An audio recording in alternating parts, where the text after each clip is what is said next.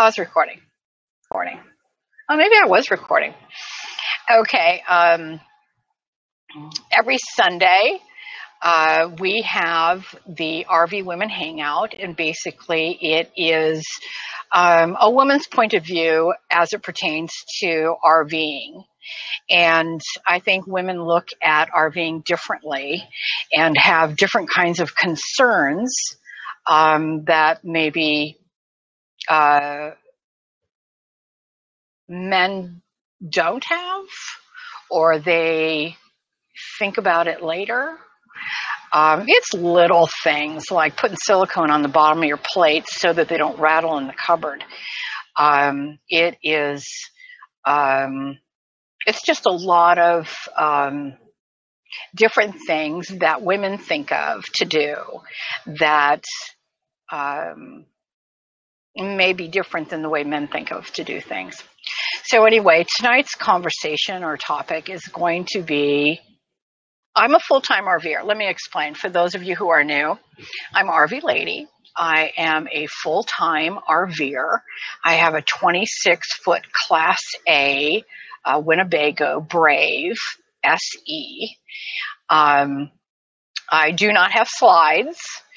This is an older RV. It's a 98, and it has about, 75,000 miles on it. I'm from Southern California, currently in the mid-region of Florida, and I'll be wintering in Florida this year. Basically, this chat, this hangout, this whatever you want to call it, gives everybody an opportunity to share information, share advice, share. And I've been sick, respiratory virus, since the 26th, and I would have to be hospitalized if I was RVing alone. And that's basically what I want to talk about, are medical issues that will crop up when you're a full-time RVer. My doctor is in Southern California, and I'll tell you what they don't do in Florida is they don't fill those prescriptions in Southern California. Which I thought was really interesting. I had to, for a lot of, I needed to, and here comes Nana's Joy, and I needed to go to the doctor. Hi, how are you? I'm good. How are you? Good. Where are you? I'm in Florida. Yeah, that's what I thought. Are you, down further south than me, right? Inglewood, yeah, over towards the Gulf. Yeah, okay. Yeah, I'll be heading down that way in a couple weeks, and I want to meet up with you. Okay, anyway. Tonight's topic is medicine, seeking medical care while you're RVing, insurance, all the things that people want to do in order to provide you medical care. Now, I was due for blood work and whatnot and my doctor sent me a notification text, and basically, wrote back, I'll do that in in Florida, and then I'll send you the results. And yes, Florida, according to the doctor that I went to, Florida has a huge problem with prescription medication and fraud and all of that stuff. I suffer from high blood pressure. I need my high blood pressure medication. I didn't really know that I needed it until these last few weeks. And in order for me to get my medication, I had to go to a doctor. And I also needed antibiotics, and again, had to seek a doctor. I went to what I thought was going to be my answer, which was an urgent care.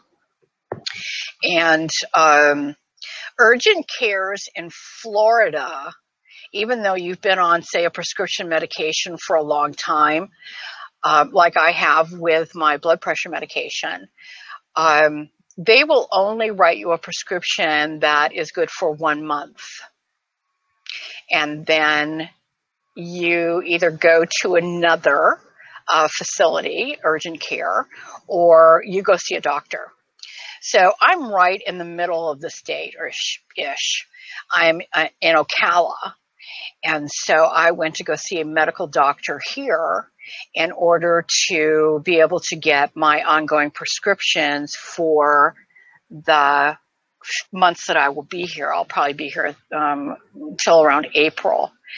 And so in order for me to get those prescriptions, I had to establish medical care with a Florida doctor who has a Florida license to write prescriptions. And I was like, what? What? But so anyway, I had to go in for the blood work. And as I said, I was due anyway for that. And Nana's Joy, we lost you. We're audio. Are you audio only? Maybe that's me. Can you see me? I can see you. Oh, okay. Maybe it's me. The doctor had to do a medical history and, the blood work and blah, blah, blah, blah, blah, in order to be able to continue my prescriptions. So if I ever come to Florida again, I have a doctor here, which is a good thing. It's been raining here all day long. Is it raining where you are? It is here. Yes. Yeah. Yeah. Okay. Yeah. It's been raining here all day long. It's so miserable. I think we're getting it worse than we got the tail end of it, but it rained all day. You're indoors all day. Yeah. Well, no, I went outside. I just took an umbrella and, had to deal. But the doctor's office, phoned my prescriptions into Walmart where I get my prescriptions. And of course, I'm already in the Walmart system because I got my prescriptions filled at Walmart in Southern California. But, it is, again, such a hassle. You've got to make the appointment. There you are. You got to make the appointment with some doctor. And when you're traveling, you don't always know where you are or where they are. Right. You go to Google Maps or you go to whatever your navigation system is, and it says, it's 15 minutes away. And, it's not 15 minutes away. It's like 30 minutes away. And you have to keep all these things in mind.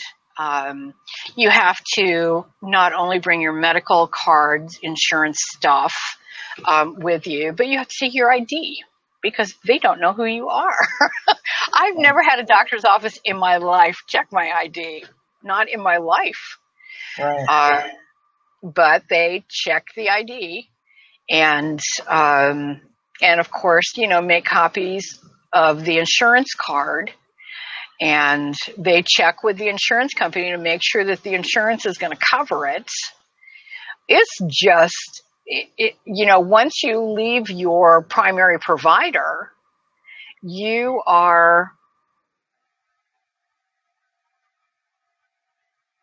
have your doctor write 90-day refills. Oh, I'm reading somebody's comment here. It's from G. Lizzie, G7. And it says, have your own doc write 90-day times 3 refills for blood pressure and cholesterol meds and let them know your traveling plans. Use a nationwide pharmacy, which Walmart is, and you should be okay. And that would probably be good every place else but Florida. In Florida, no. The game is different. Is it because you were due for your physical? Is that? Yes. Why? It's not really.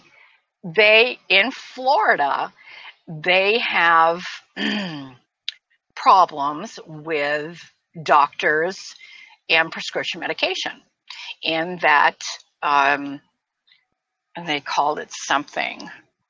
But basically, there are doctors who will, with a very, very sketchy medical history, go ahead and write you prescriptions for whatever. And the things that they're mostly concerned with are pain management medications.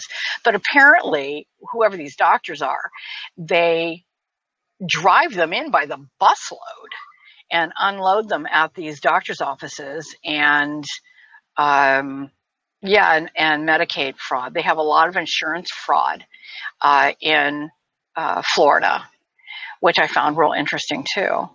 So that's why it is very, very much a hassle. I guess what I'm saying is you really want to get as much as possible done by your primary physician, wherever that may be. But if you are on the road full time, I'm not going to be back in Southern California until August. And so, I'm relying on other medical professionals along the way to make sure that I have my medication.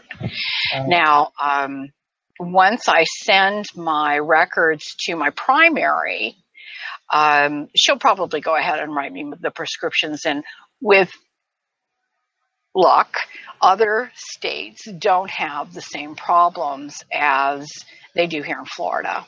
But at least for here in Florida, I am, thumbs up. Well, have you had any medical issues that required you to go to a doctor when you couldn't see your primary? You're traveling? Yes. I usually ended up at the hospital. I don't have a primary down here. But before I leave, I go to the primary, I go to my pulmonologist, any of the doctors that prescribe for me. I go before I leave. I get them to write fresh scripts. So if my other scripts aren't run out, I have Walgreens put it in what I call escrow. They set it off to the side. When my other prescriptions are done, they pick it up and take off with it. So I haven't had to worry about the drug part. And my pulmonologist will give me antibiotic and prednisone. So if I have an asthma attack or if I get an upper respiratory, he knows I know how to take it, and only when I absolutely have to, because I don't want to, get immune to the antibiotics. But anyway, I do it that way. Now, I've had to go to the doctor, and they have suggested that I get a doctor down here, but I've never done it. Oh. Well, I would suggest you get a doctor down here too. Yeah. I don't know what other states followed this same guideline. I'm hoping none. But, pill mills, Ken NMB, said that they're called pill mills here in Florida. And, I've seen information on like news reports about, some doctor facing trial for being a pill mill doctor or whatever. And this is from Lizzie G7. They say the same thing in most states because the doctors are being paranoid. New Mexico said the same thing, that there is fraud and abuse. I was there 2 years and it takes 3 docs for pain meds. Oh my God. We're grown-ups. What are they thinking? Jeez. I mean, I'm sure that there are people that abuse their medication. More to the point, if there's doctors that's criminal to me. I mean, they're passing out these drugs like candy. They should lose their license. Not blood pressure medication. No, but I mean, if they're having the problem of pain meds going out of there, if there's a doctor that's abusing that, he should lose his license. Yeah, I agree. I mean, they know that. That's what the DEA is for, isn't it? Yeah, but obviously they don't handle it very well down here. I don't know. I just found it real interesting, and it'll be interesting as I cross to the various places, what's going to happen next. And I'm going to go talk to Walmart and find out, exactly what the story is for them, as it pertains to refilling prescriptions that are, because my doctor will call my prescriptions into the local Walmart, Right. just like I had this doctor do, call the prescriptions into the local Walmart. And then I went ahead and, just went over and picked them up. Yeah. And so, if I say, hey, my prescriptions are at, this Walmart, wherever it may be, it would seem to me that they could just transfer the medication information, the prescription, to wherever I am, right? Don't they do that? Well, when I go in to get mine, wherever I need to get it, I can go to Walgreens, and it's nationwide, so it shows right there. They can just fill it for me. Okay. So, and they're filling a prescription from a doctor that's out of state. Right. And now, do they do that in Florida for you? Yes. Okay. Because they wouldn't do that for me. If you have a running prescription at a Walgreens where you're from, California, if you come here, you can get that same prescription at the Walgreens here. Okay. It's on the database, and there's no questions asked. Nice. Maybe I'll switch to Walgreens. Of course, I have to find a Walgreens. I haven't really gone out and explored very much. Yeah. Oh, Nana's Joy, you're breaking up. Oh, they're on every corner. I like Walgreens too because they're on every corner. Yeah. They're open on days when the other pharmacies aren't open. They're open on Sundays and things like that. Yeah. Oh, well, so is Walmart, aren't they? I don't know. But I don't basically, do Walmart anymore. Let's see, it says, better check that out. Let's see. Doctors are actually taking medication. Oh, it says no lie. I'm on Social Security. It's the docs who are actually taking the drugs, not patient abuse. Law enforcement busted several pain management clinics, but that state requires 3 docs for most meds. I mean, what's the point? I think it's a show. I'll be over the counter anyway, quite personally. But that was a comment from G. Lizzie G7. I think that,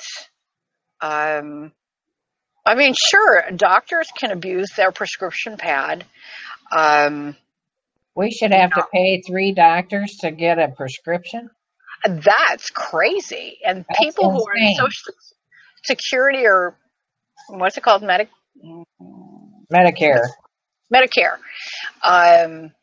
I would think that Medicare would say, no, I'm not going to pay for that one. No, I'm not going to pay for that one. Let's see.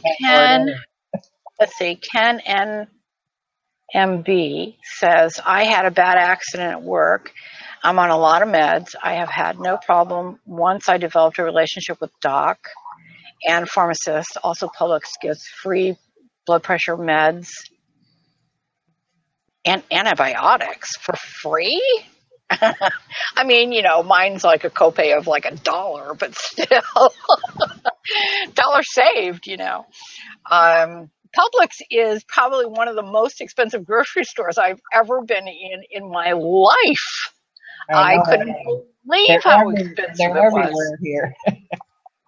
I was shocked at how expensive it was. Yeah. Social Security does. So Social Security, or what's it called? Medicare, no matter how many doctors it takes, they'll pay for all of those appointments. Is that what you're saying? No, Lizzie, you have to have Part D to get anything paid for drug-wise. Medicare doesn't pay it. You have to have a separate drug thing. Unless you're on the Advantage program or some such thing. Okay, no wonder our government's going broke. It's these stinking doctors. But anyway, in my search for a doctor, I mean, it's not like,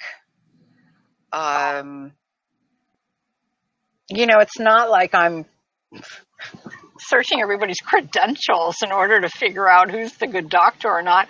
I just want a doctor that's close to me. And that's how I ended up in an urgent care. And then the urgent care doctor had a private practice, and I ended up going over to his private practice, but for my blood work and stuff like that. And I'm glad I got it all done. Though I don't have the results yet. I won't have the results until, I can't remember when, like the 12th or something.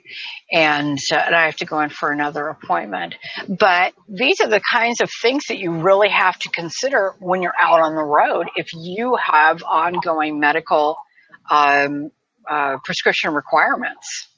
Right. Let's see, this is from 4C Peak. They're taking everyone off of typical narcotics like whatever and moving them to Norco. I have a friend who's taking Lortab, never heard of it, for over 10 years as needed for chronic pain, and they've changed her meds out to something that no longer works.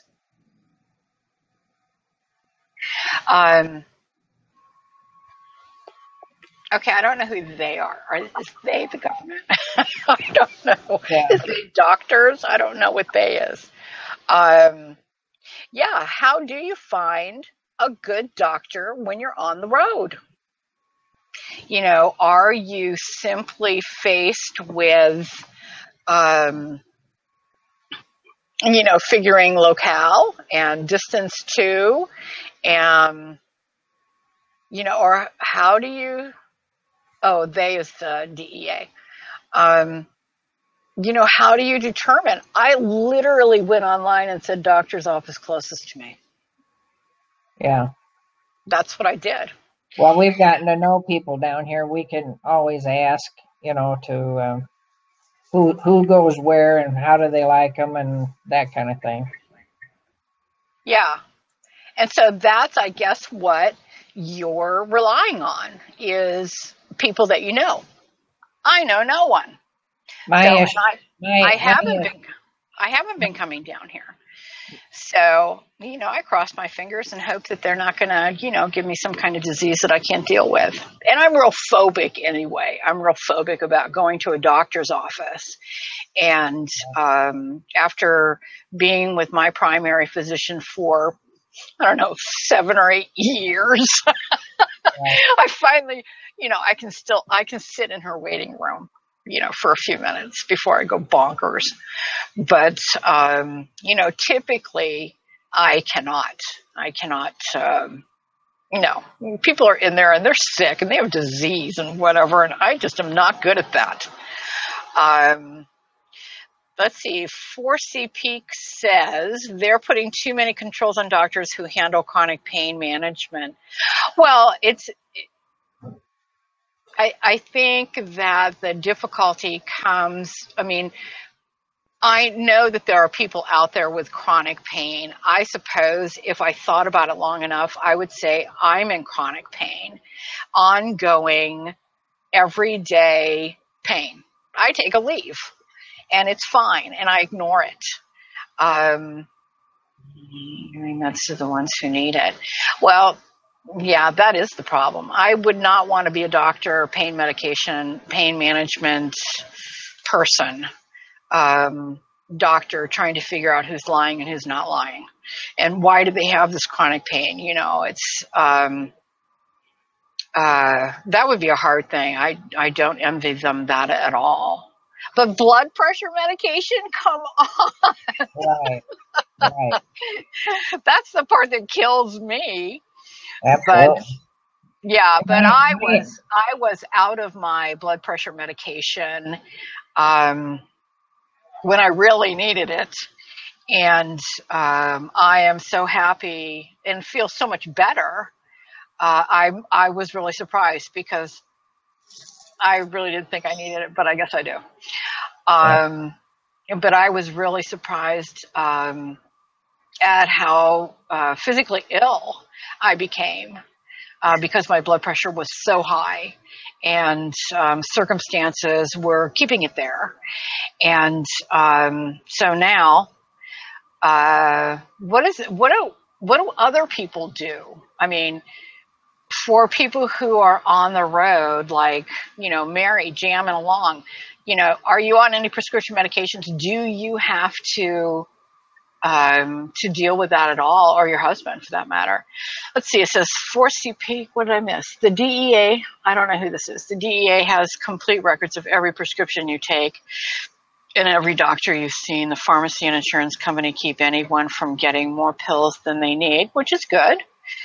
Patient abuse is something. Lost that. Yes, but they are not giving this.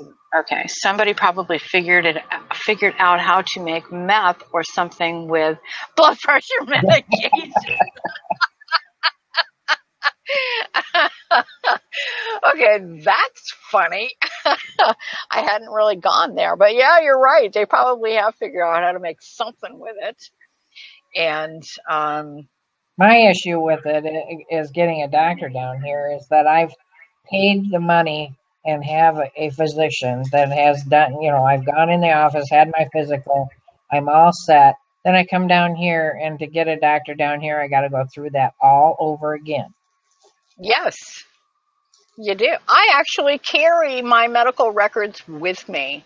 I have every lab report from every blood withdrawal they've taken, and took it all to the doctor.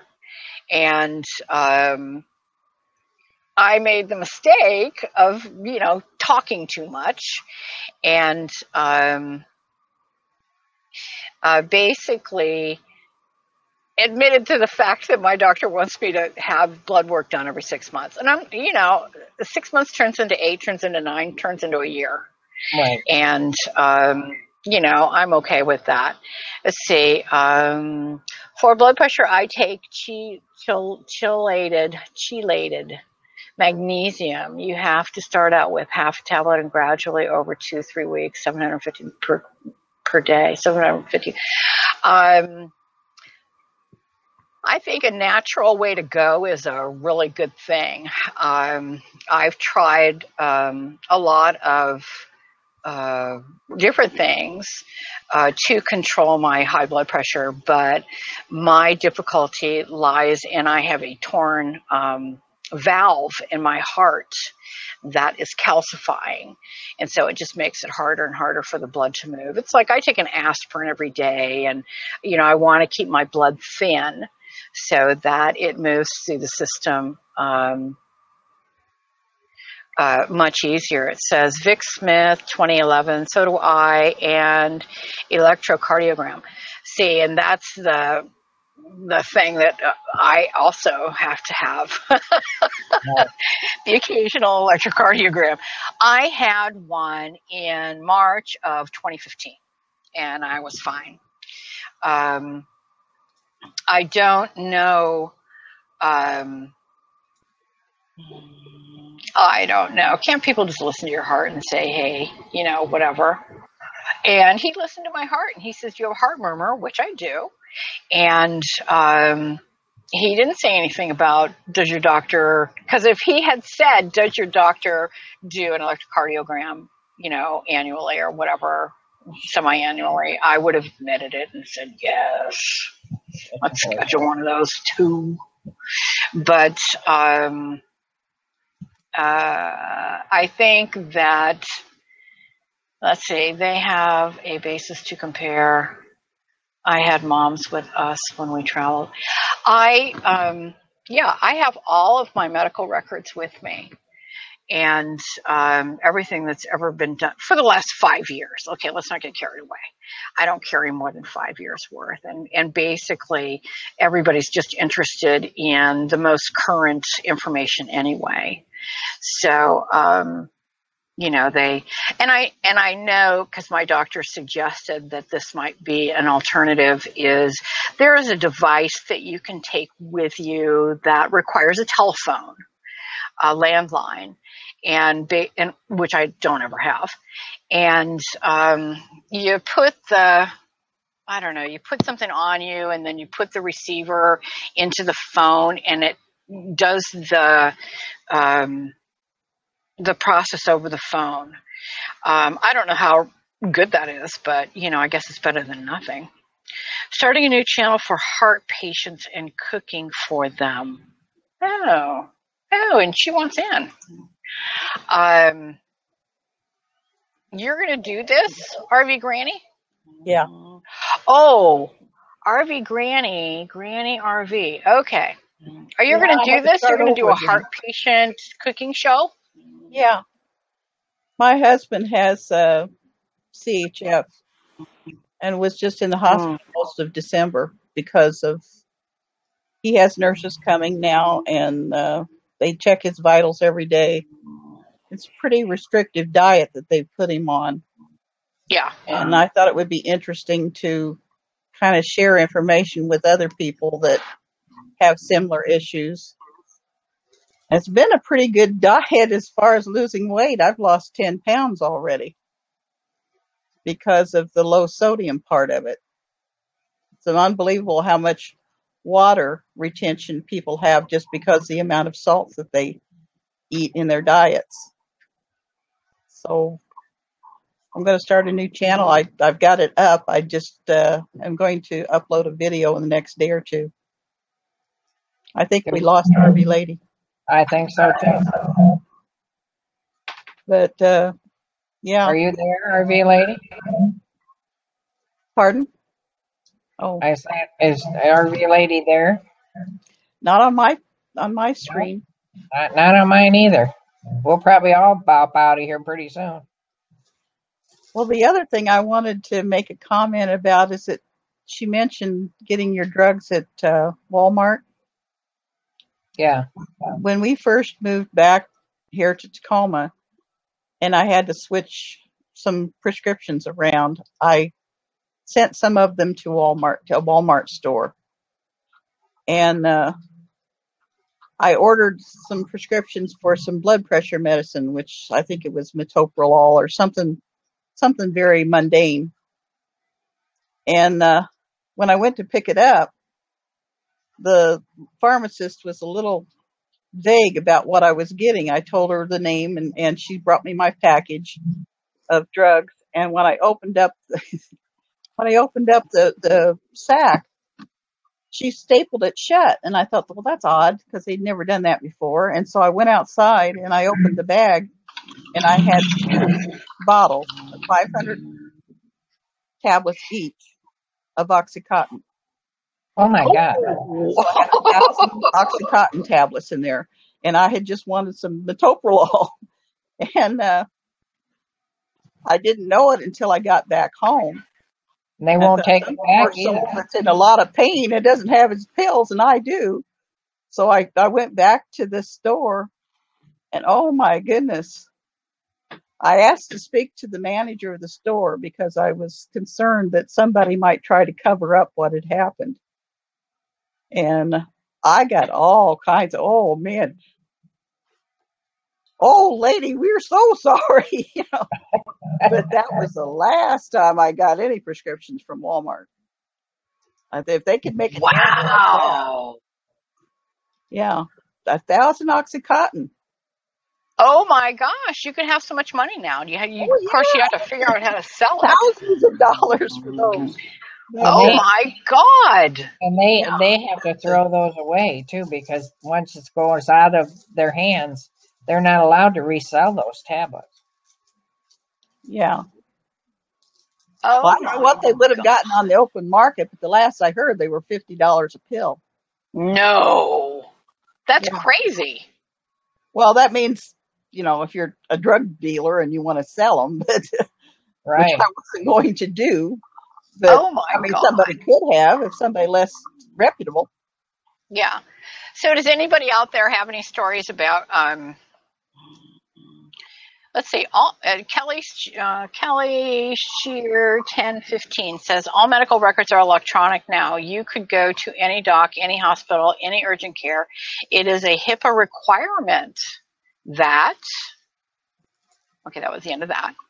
The engine number 2 diet is said to prevent people who have heart problems from ever having or having another heart attack, of ever having or having another heart attack. That's real interesting. I will look that up. It's probably, It's a chew lot on of lettuce leaves. Now Yeah. I tried it. Yeah. I have a pacemaker, and I have to be monitored, and I have a machine We that have I that. plug in, but I've got the air so that they can dial in. I don't have a landline here, so I had to get Oh, the yeah. app that plugs in, and it is wireless, so that Ours they can. is through our telephone. We had to have a telephone line installed for it. So I Yeah, have they. one on my telephone line, but you can get it on your cell phone. Yeah, mine Yeah. is an apparatus I plug right into the unit, and it is a wireless thing that they dial in there, not on my cell phone.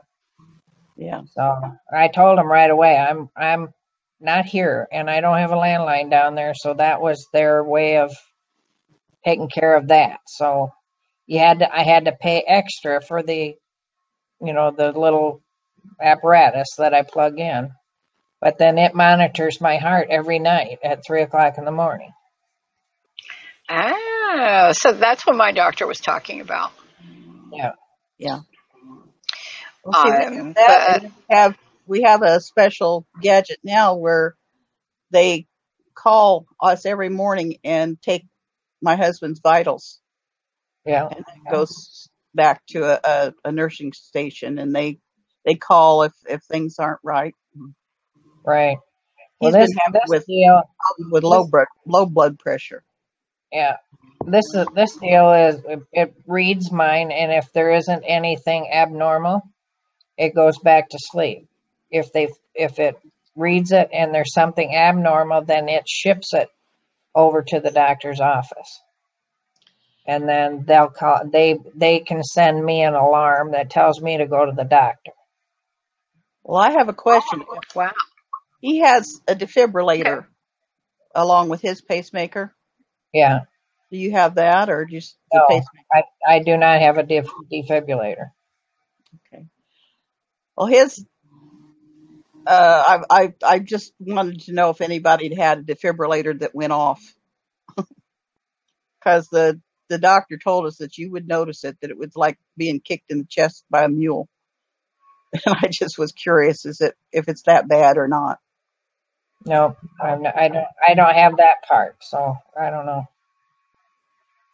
Well, according to Xanadu 1JW, this engine number 2 diet was started by a fireman who is the son of a famous heart doctor. Dr. I don't know how to say that. Esselstein. And his father was already using it on his patients, and his son's fire station had that's the end of that, member of the firefighters who had been found to have a severe heart problem. So the son started. If it works for firefighters, then the caloric intake has to be substantial. You would That's think. really interesting. Yeah.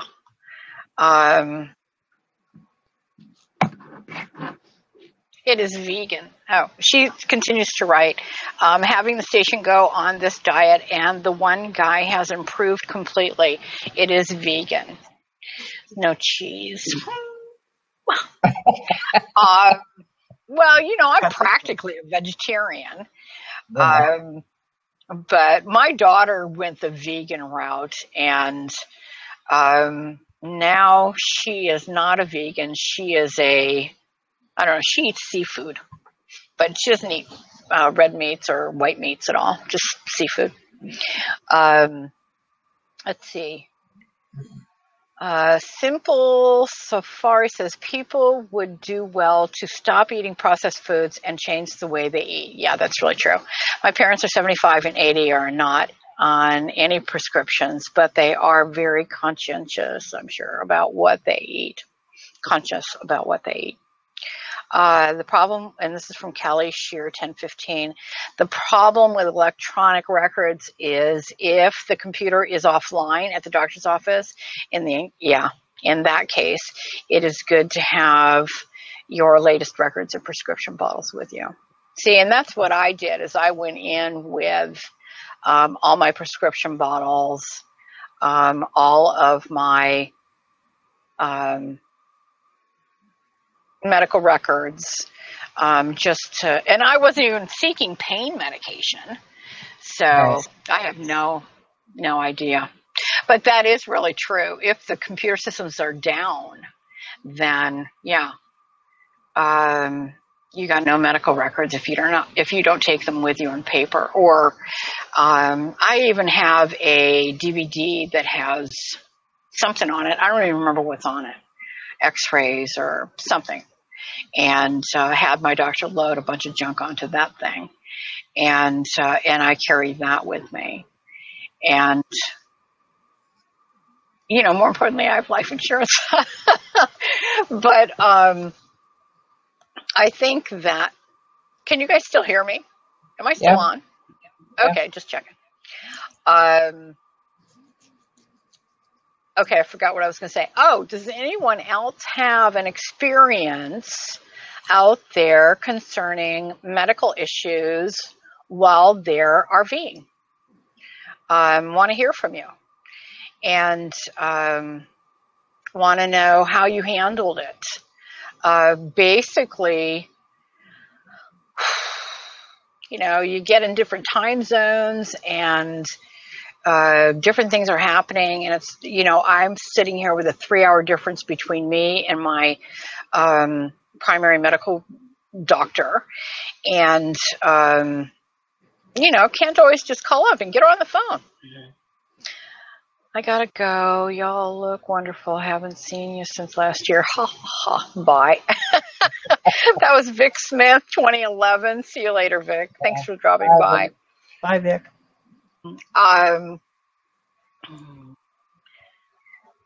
Oh, that's a good idea too. At Cindy Hammond says, I take pictures of the prescriptions I am on with my phone, so I have it if asked. That's a really good idea. I wish I would have done that. Oh, I do have copies though. I have paper. I mean, just, machine copies. But that is a really good idea, to take pictures of the prescriptions, so that you can show the doctor's office. I went to the doctor and took all of my prescription bottles with me, and everything. Oh, here's one. Okay. Everything that I thought that they would want to know, so that I could skip the process of actually having a medical exam. But that didn't work. Not here in Florida. Okay, it says truth, discipline. This is G-Lizzie G7. Ladies, if one does not have such chronic conditions, should you not first square away those concerns before answering the call of the road? I had my, that's a really good question. I had my physicals and all the things that were required of me before I left in April of 2015. The doctor that I saw here in Florida said, that's really great, and we will use them to compare your new results, because my results were basically close to a year old, and they didn't feel comfortable, they say, just writing me prescriptions based on the information that I brought them. So sure, it's a really good idea. Here's how I screwed up. Okay. I told my doctor, I was leaving, and then I was going to winter in Mexico, and I would simply pick up my new prescriptions or medications in Mexico. She said, okay, that sounds great. I was going to go into a pharmacy and get them. But then I didn't go to Mexico. So I ran out of my prescription medication right around the first or second week of December, which is, I should have gone to the doctor way prior to this.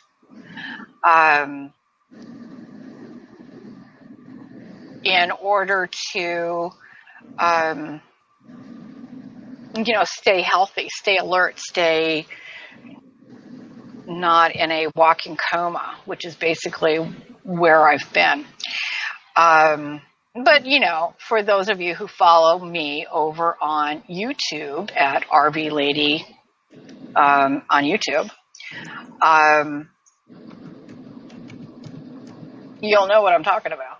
Answer question. We have another question here, but I can't get it. Answer question. Okay, I did that. Start the adventure. I'm trying to see it. I don't know. Oh, you exit out up here. Duh. Oh, hi, everybody. Kim here. Hi, Kim. RV Adventures at Start the Adventure. Kim says hello to everyone. Okay. I thought I was being remiss in not reporting things over there. Ladies, if one does have chronic condition. Oh, yeah, we already did that one. Okay. I guess for full-time RVers, now, my home port is still Southern California. And as I said earlier, I'm going to be there in August. So I will be there for my, next bunch of tests. It'll be late as usual. If you sign a paper at the doctor's office, they will get you copies of all your records. Oh, yes, I know that. Absolutely. And, and if you ask for them, this doctor's office that I went to, very nice facility, very nice people, very accommodating. They saw me the same day that I called.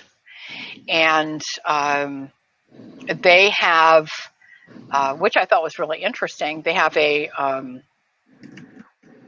website that you log into, and you can find your medical records there or find out, a variety of different things about your particular visit or date of your visit, things like that, which I thought was pretty cool. I like stuff like that because I can then file those things under medical records, and I can go back at any time and see what's going on. Pull those records or pull them up on my phone and say, here's the last time I was there. Right. I got mine at no cost. Actually, I think if you ask for your medical records at the time of your appointment, they don't charge you. If you have to go back at a later date and request your medical information, then they charge you. It just kind of depends on, how much research they have to do, how many basements they have to go through or whatever. Yeah. That's all you have to do is just ask for them. But anyway, that was my experience with dealing with my medical issues here in Florida. And the doctor did explain to me that Florida does pose, more difficulty with prescription medication than any place else.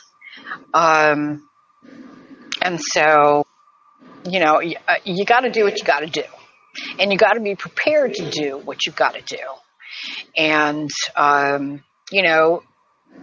everybody has insurance now, right? Obamacare or whatever. So, you have to be prepared to fork out whatever copay you have or whatever the situation is. You have to be prepared to do that. You have to have those ducks in a row before you leave. That's for sure. And, and it's really important to find out what that is, to know what that is when you're traveling. And I'd never been to an urgent care, by the way. And I felt that it was a very nice experience. I went in probably at 6 o'clock at night. They were open till 9 p.m. And I went in at 6. There was nobody there but the medical staff and me. And I liked that very much. And basically, I called in and asked, is anybody in your waiting room? And she said, no. And I said, I'll be right there. And admittedly, I went earlier in the day, and there was a crap load of people there. And yeah, I bailed on that one. I'm sure that most people were there for, okay, I don't know why they were there, and I didn't want to find out. There's just something about sitting in a room with a bunch of people that have a potential disease that, you know, you could get. And I don't want whatever it is they have. I got enough issues. Thanks. I don't know what they've got, but I don't want it.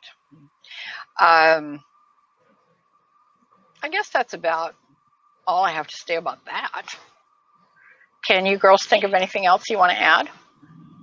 Well, I was in Canada, and I thought I needed to go into the hospital. I was having some pain, and we went in there.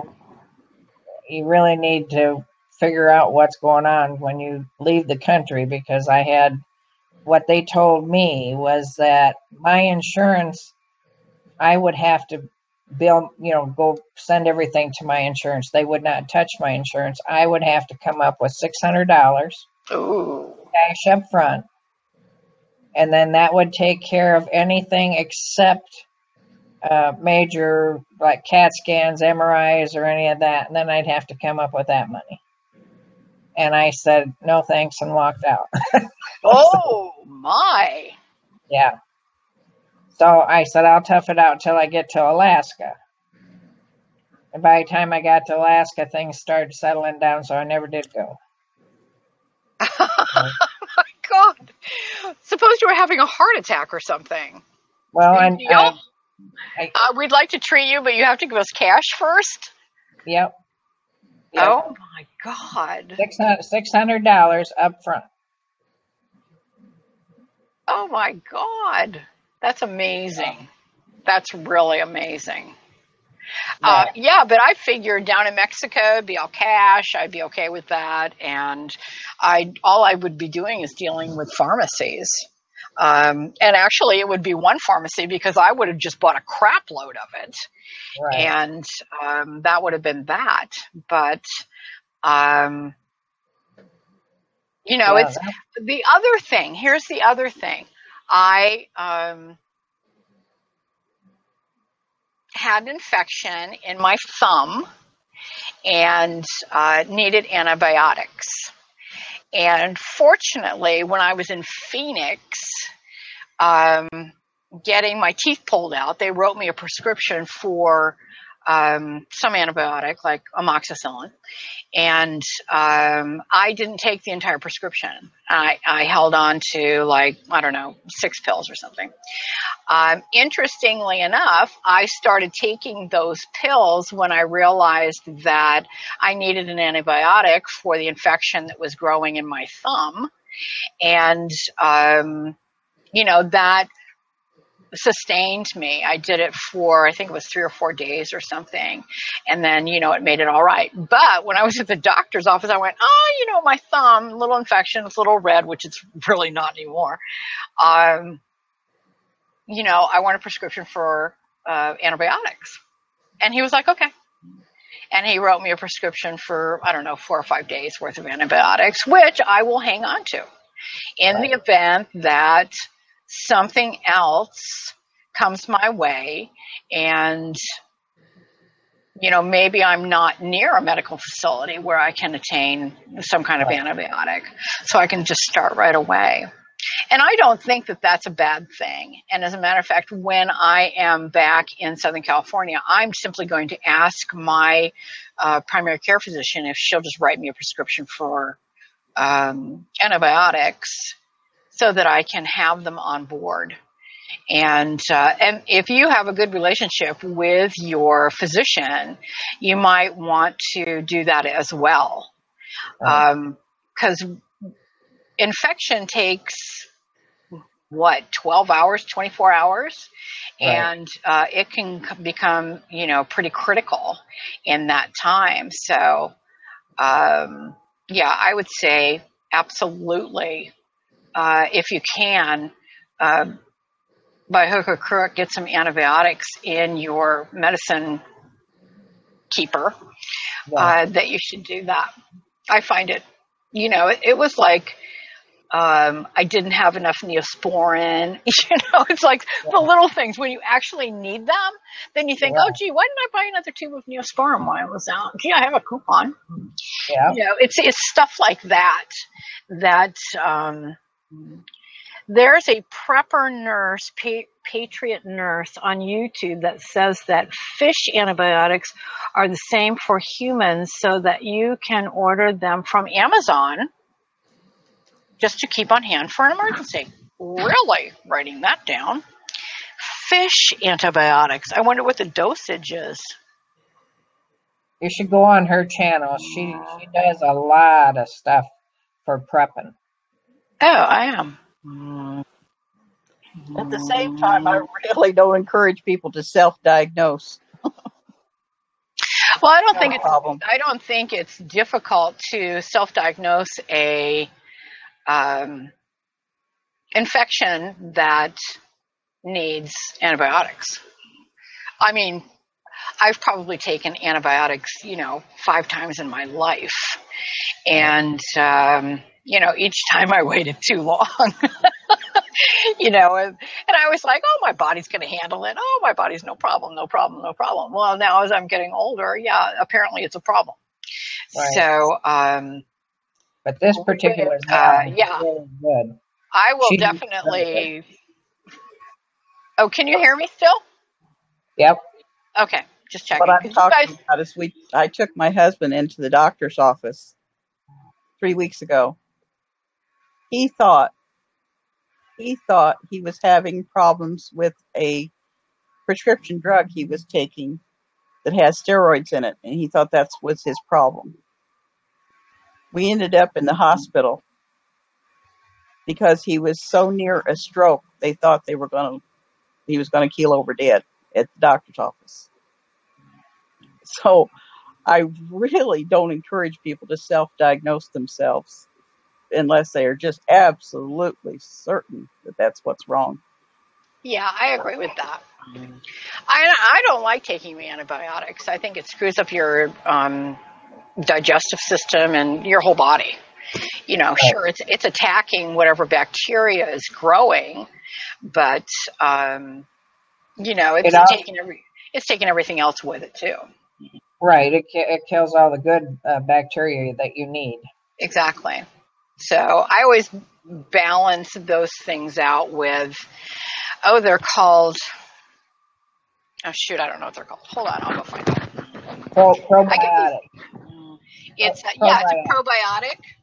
Yeah. Hold on. But it's got some weird name.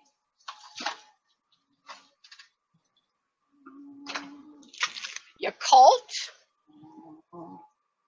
If you can hear me, they're called Yakult, and they sell them at most markets. And they look like, which camera am I on here? They look like that. And they're just little bottles. Yeah. And you shake them and drink them, and they're very pleasant tasting. As a matter of fact, I'll have one now. But these are, now for those of you who are diabetics, you can't take this, but I think they have a diabetic one too. Non-fat probiotic, but it's loaded with sugar, I'm sure. Contains live and active lacto, whatever. And you just keep it in your refrigerator, pull them out, drink them. That's my solution to it. Probiotics, whatever. yeast infections, which, yeah, that's what I'm saying about the antibiotics. I've never really been a fan of antibiotics because they kill the bacteria that's in your intestines that you need in order to have, a healthy existence. Right. And so you have to replace those bacteria, and that's basically, why I drink these. Honey and cinnamon are natural antibiotics. Believe me, I tried the honey part. God knows. I do a lot of stuff before I take antibiotics. I put honey on my wound. Just to see if that would help, because I always have a big container of honey. Because actually honey, just in case no one ever knew this, is like a whole food. You can live on it. You can survive on honey. And, you don't need anything else other than honey and water. Yeah, honey and water. But do you start buzzing? Do you start buzzing?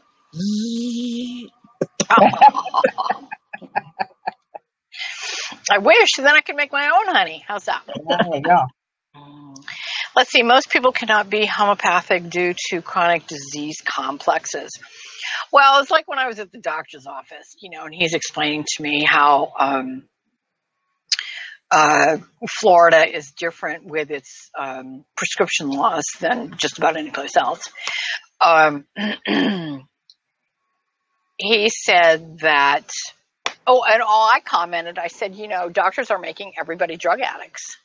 You go to the doctor and what do? They prescribe you something instead of just saying, why don't we let it sit for a couple weeks and, see what to do, or let's change your diet and, let's talk about your dietary needs and maybe you're not meeting those and subsequently you're having blah, blah, blah symptoms. And, stuff like that. I see somebody, Lizzie G7 says, especially older people, or if you've had surgery, etc. I had a C-section when I had my daughter, and they tried to load me up with pills, and I said, yeah, I'll pass, thanks. And I took no pain medication for that, and I was fine. You just suck it up. And the reason I wouldn't take any pain medication was because my plan was to nurse my daughter, and I wasn't going to dump whatever they wanted to give me into her system as well. So, pain medication, I don't really enjoy it. The Vicodin, I think is what it's called, that actually makes me physically ill. If it doesn't cure the pain, it just makes me so sick. There's just no point. And so, because Vicodin makes me ill, I figure everything associated with whatever they're making Vicodin with, is same reaction. So I'll just tough it out. There are a lot of situations where I just tough it out. It's fine, except for migraines, and that was one of the things that was really important to me, is that I have my migraine medication. And so he was very generous with my prescription for migraine medication. And let's see. Point being, if you are older, I'm older, have chronic conditions, being med-free and on the road is doable, but plan for it. Yeah. And you can't drive on pain meds. That's absolutely right. And without DUI possibility. Yeah.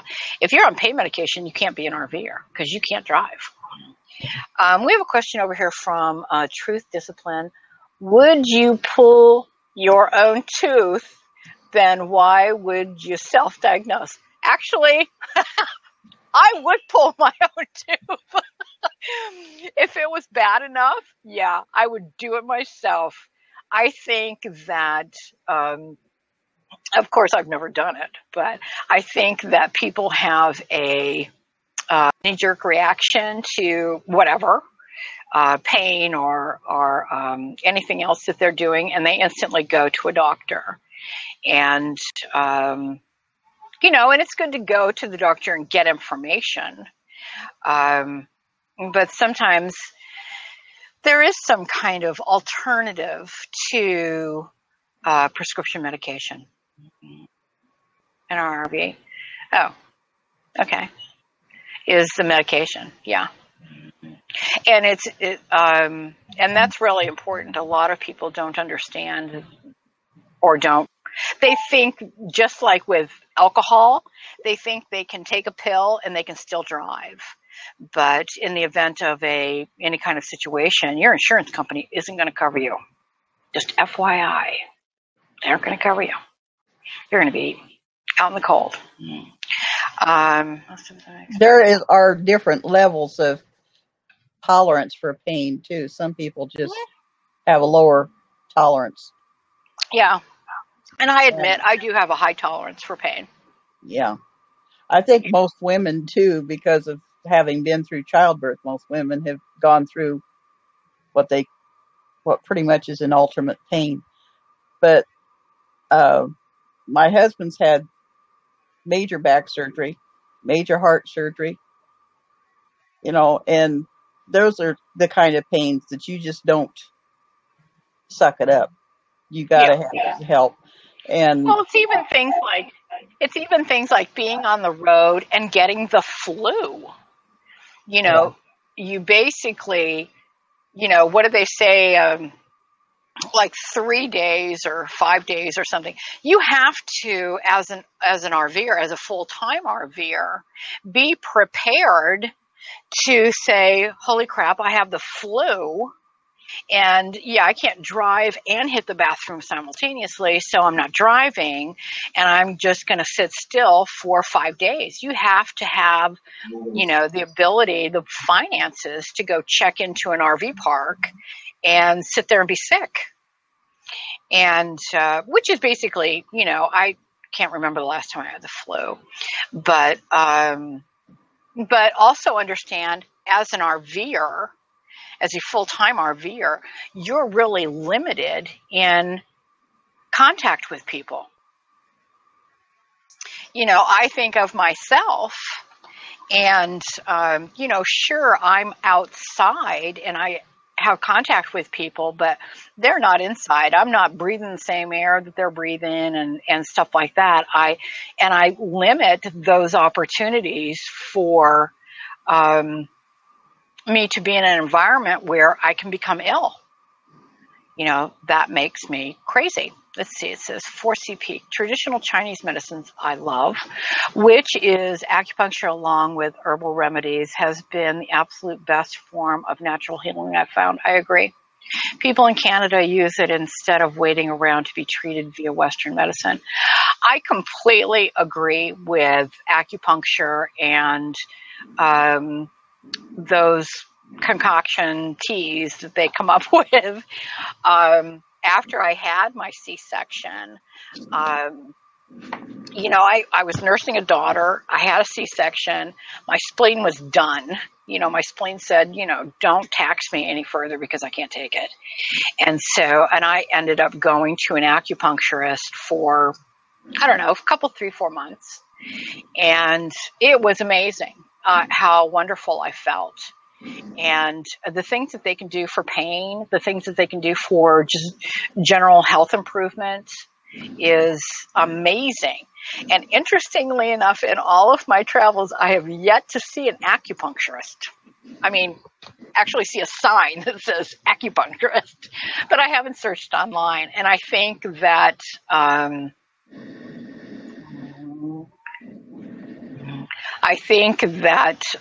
I've been remiss in that, because that's what I should do. I mean, I seek out chiropractors for adjustments. I seek out, you know, places to go get my nails done, my toenails. I think taking care of your feet is primary. When you are no matter what you're doing, you know, without your feet, you're not going anywhere. And so taking care of your feet is like really an important thing. And I have many times. Just said, gee, I think I'll just go get a pedicure instead of driving down the road. Simple Safari says, a couple of years back, I had a toothache, and my friend was a dental assistant. She told me I could alternate between 4 over-the-counter tabs, 800 milligrams of naproxen and 800 milligrams of ibuprofen every 4 hours without problems. Well, it depends if you like your kidneys. That way, you only take each one every 8 hours. I did that for the weekend until the dentist was open on Monday. It worked. And no side effects. That's good. I've been told that combination really, Rick, is very, very hard on your kidneys. And Did you say 4CP tried to get in? Is there something you have to do? No, it was Christine Coloradoan. Yeah, and I punched her in, but she didn't stay or something. I don't know. Maybe one of you should go off and see if we can get somebody else on. It might be the internet. They got feet, so they should be able here. Yeah. What? I said she's still here. Oh, she is. Got it. Yeah. Oh, she's still in the chat, but she was trying to get into the panel. And which she's more than invited. I mean, there's one seat open. If anybody wants to come in, come on in. But yeah, taking care of yourself when you're on the road is really important. And the other thing that I noticed about RVing is no matter how much exercise you get out there and get, yeah, food tastes good. Food tastes better. It's like when you take your food outside and eat it outside, how much better it tastes. Oh, excuse me. Well, food does taste good when you're on the road. And for some people, that can add pounds that are, not a good thing. Like for me, I put on 5 pounds RVing. Now, Granted, for the last several weeks, my exposure to the outside has been really limited. But I am really in 2016 really going to be more conscientious about not what I eat, because what I eat is fine. But I'm going to be more conscientious about exercising and really get more and more and more exercise. Before I broke my arm and my shoulder, I would fast walk twice a day, every day. It was something that I really looked forward to. And, when you're sitting and driving an RV for 4 hours, you don't really, you want to get out of it. But then what do you want to go do? And where can you go do it? So I really admire G of Chris and G Travel. Yeah. Excuse me. Of her, she is training for a marathon. And so they find places for her to go and run, which I think is admirable, to really do that. But she's young. She is very young. Yeah. And, yeah. And, when I was her age, I did the same things. So, when I was her age, I probably ran on average 8 miles a day. But, and I really liked it. It was great. And I think that, as you get older, you do get more couch time. And that's a bad thing. Right.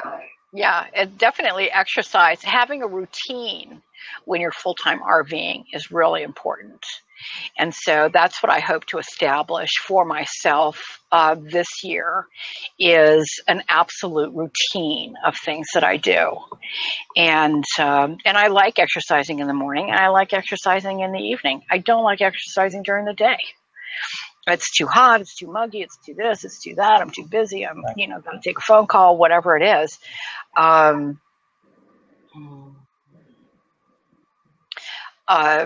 think that everybody needs to do that who's a full-time RVer, because you get wrapped up in other things like videoing, for my YouTube channel. Even though I haven't been doing much of that lately, the need for you to really come up with an exercise program, I think is really vital. No matter what it is, it doesn't matter. I figure to do yoga in the morning and then go for a long distance walk in the evening. And even if it's just around in circles, I don't care. I don't really have to see anything. When we are off RVing, I ride my bike a lot. Yeah. And that's JLD C51. I think that's everybody, but I think, okay, I see more bicycles that don't come off RVs than I see bicycles that come off RVs. Okay, now I don't know what they're waiting for, but and that's my anxiety is, if I buy a bicycle, am I really going to ride it? Or is it just going to sit on the back of my RV? I really wonder. But we have two travel bikes that fold. Mm-hmm. And so we can store them underneath the RV when we're traveling. But we ride those, and we have good luck with that. I mean, we take them out and ride them. If you get us someplace and you can ride around town a little bit, we do that. Yeah. But down here, I couldn't wait to kayak a lot. Huh? Did you use your kayak when you were out, RV lady? I haven't used it since I was in Arizona. And the weather hasn't been conducive or and but or the gators will get you. Well, I'm not really too concerned about the gators, but I figure to use it. There is a place here called, okay, I don't know what it's called, but it's supposed to be very beautiful river, some kind of nice little river. And so I'm going to take the RV. I'm going to take the kayak over there probably next week and, spend some time, depending on weather.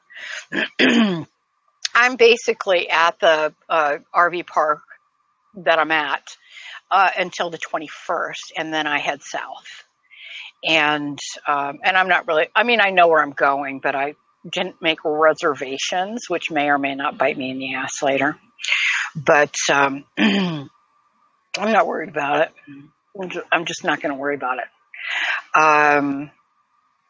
And then I figure to utilize this doctor's office for my prescriptions while I'm down there.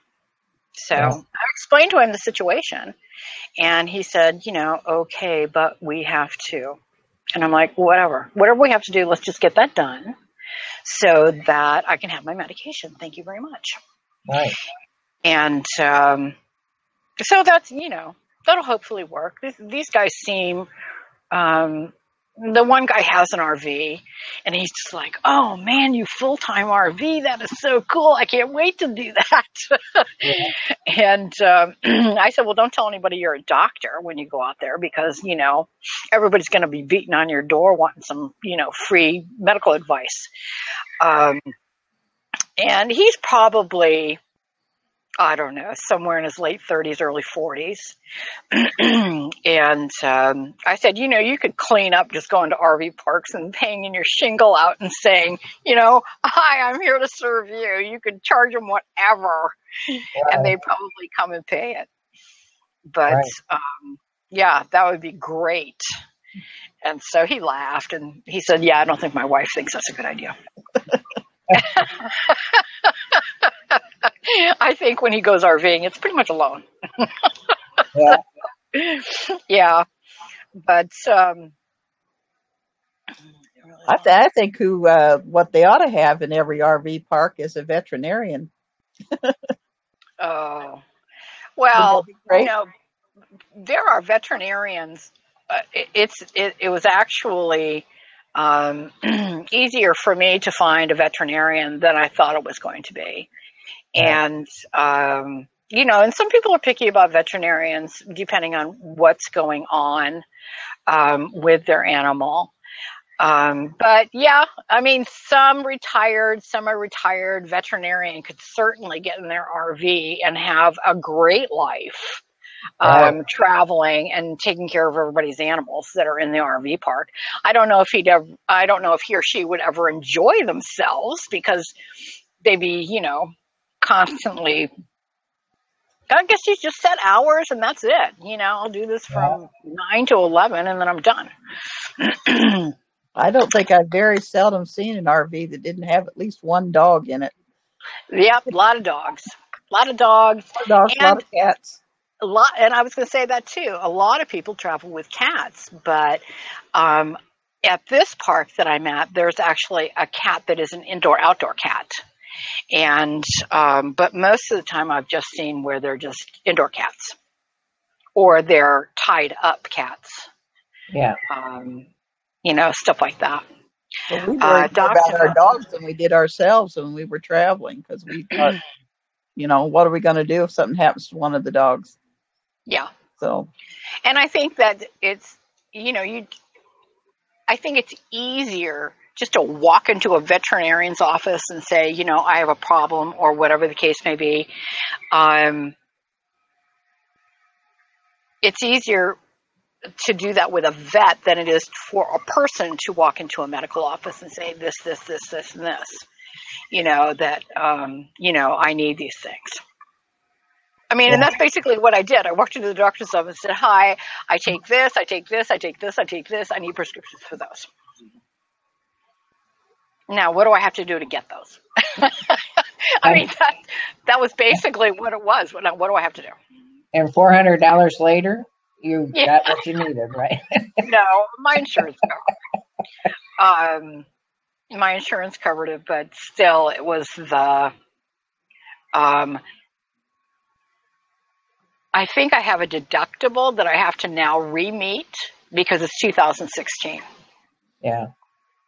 So I don't know. But, you just have to wait 5 years till you get older and then it'll all be taken care of. Hey, insurance companies are insurance companies. It doesn't matter if you're government or private. They're a pain in the ass, and I think it's just some kind of ridiculous way to make people pay more money, for stuff. Whereas if it were no insurance companies and everything was done in cash, well, I suppose, I don't know, or payments or something. I don't know. There just seems to be some kind of collusion between the insurance companies and the pharmaceutical companies. Right. And I think we would do better without both. It says, rambling on your RV. RV lady, is this your first time in Florida, and do you think you will go back next year? This is not my first time in Florida. I've been in Florida many times in my youth, and but I haven't been to Florida in 20 years, maybe more, 25. I don't know, something like that.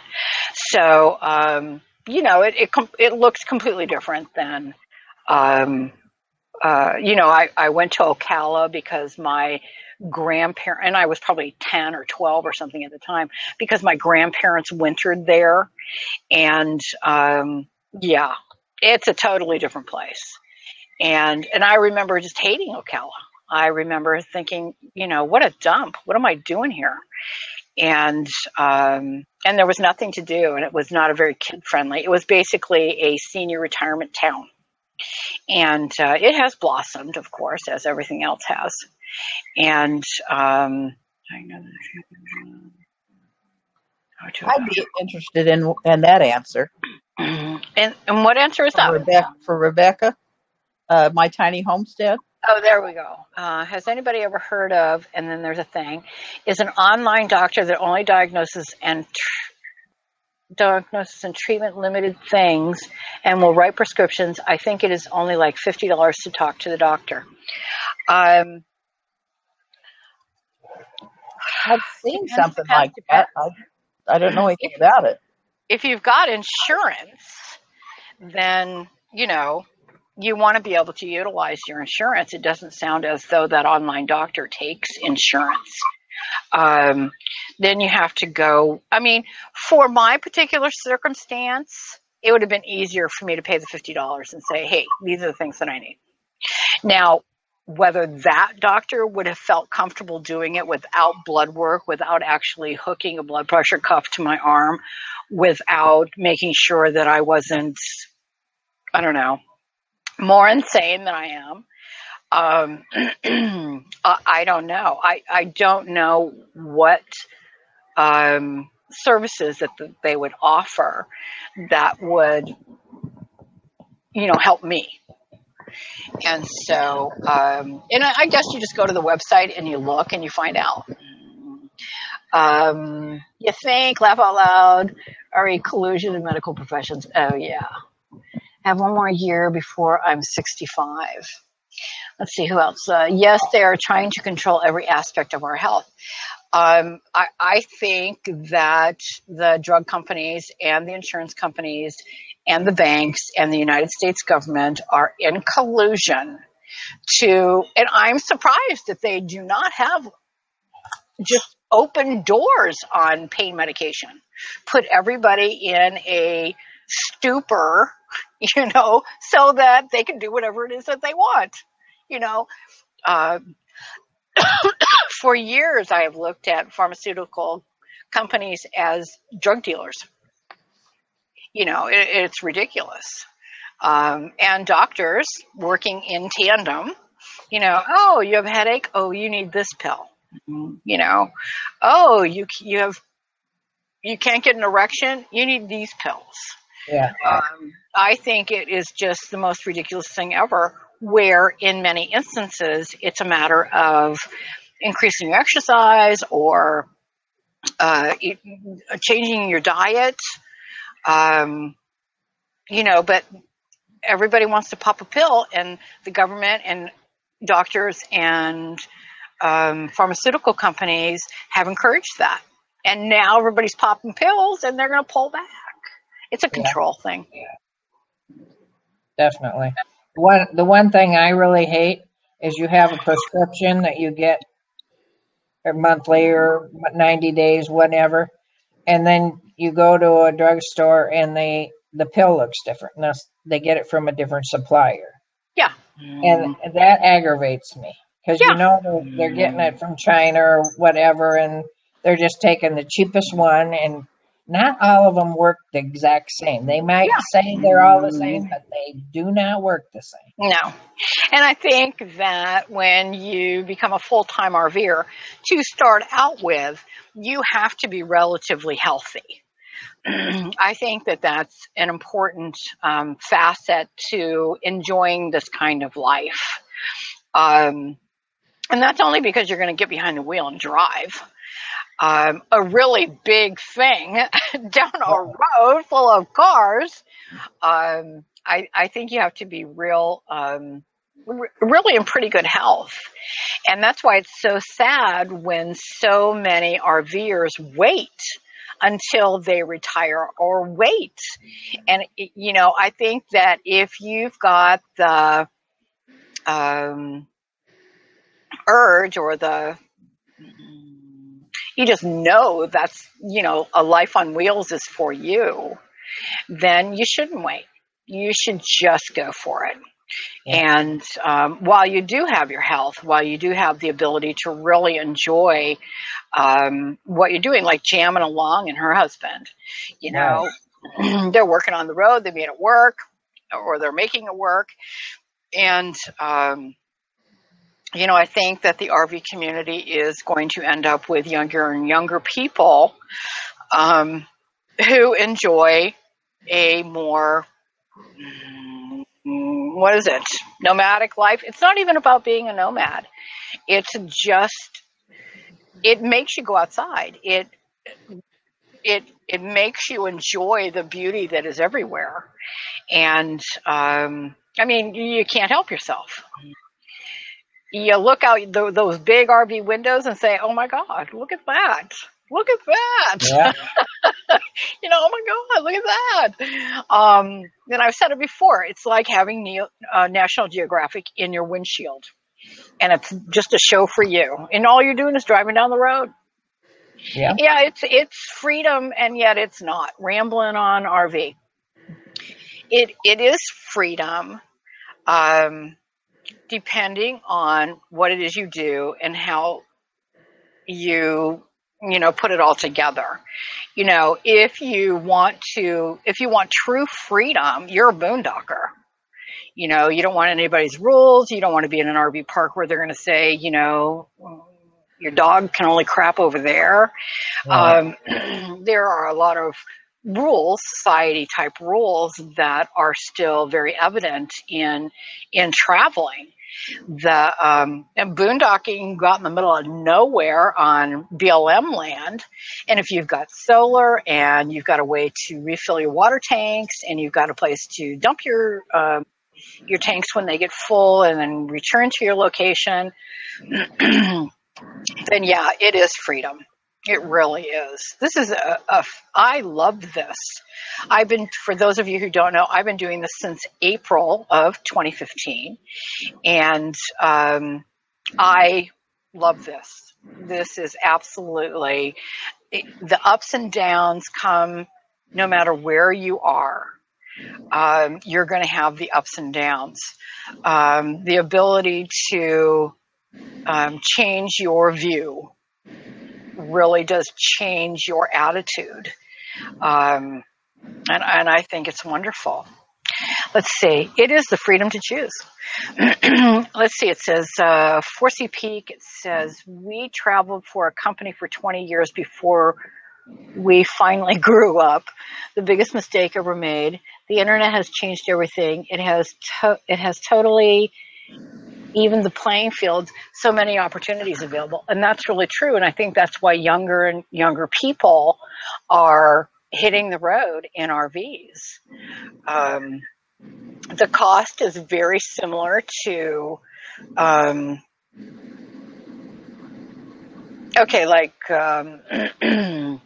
an apartment, for those that don't buy a house. But, it's still a life that requires continuous thought. Sandra Birdie writes, it's not free, tough. It's not free. I just saw Yarvi's video today. It cost him a bit more in 2015 in his RV than 2014. I saw Yarvi's video as well. And, you're just talking a few dollars. And that didn't even include... as a matter of fact, I was going to talk to him about it because I didn't hear him mention insurance, and there were just a lot of things that I didn't think were included in there. But he may have, hi, Susanna. Thanks. Yeah, I'm back. I'm fine. I think that there are a lot of expenses that he didn't even put in there. And, have I ever done it? No. I have never sat down and figured out. I keep every receipt that I get, no matter where it is. Oh, hi, Sue Moore. I was like, Susanna. I was like, I don't recognize that name. Hi, Sue Moore. Glad you could come along. I think that, our time is up. What was I saying? That thread is gone for me. You kept all the receipts. Oh, yeah, I keep all the receipts, and I can sit down and actually figure out stuff, figure out how much it costs me to do everything. In his evaluation, it didn't cover entertainment, it didn't cover food, but those things don't change just because you're on wheels instead of, on cement. So, that's why he may have excluded them, is because they don't really count. But, And then there is a difference between those people who buy or are not making payments on an RV. I don't make payments on my RV. So, I just paid for it and started my journey in it. I seriously don't recommend people going into substantial debt to have an RVing life. And there is no return on the investment. Okay. And we all know what that means, right? There's going to be no return on this investment. And this is an investment in happiness for me. It doesn't have anything to do with making money. Everything about RVing is spend. And it doesn't matter what year it is, what time of the year it is. It doesn't matter what day it is. It is, you got to get gas, you got to get propane. There are just things that you have to have medical care. There are just some things that, make this life more fun than a brick and mortar life. If you don't like your neighbors, you move. You don't like their barking dog, you move. Right. You don't like the color of their RV, you move. It's fabulous. But anyway, our time is up. We do this for 90 minutes every Sunday at 4 o'clock Pacific time. And I hope that everyone will join us again. We will do this again next Sunday. And, you may feel free to become a guest on the panel if you are a woman who is interested in RVing. And I guess that's it for today. So join us every Sunday at 4 o'clock Pacific time. And we'll see you next Sunday. And until then, we'll see you on YouTube.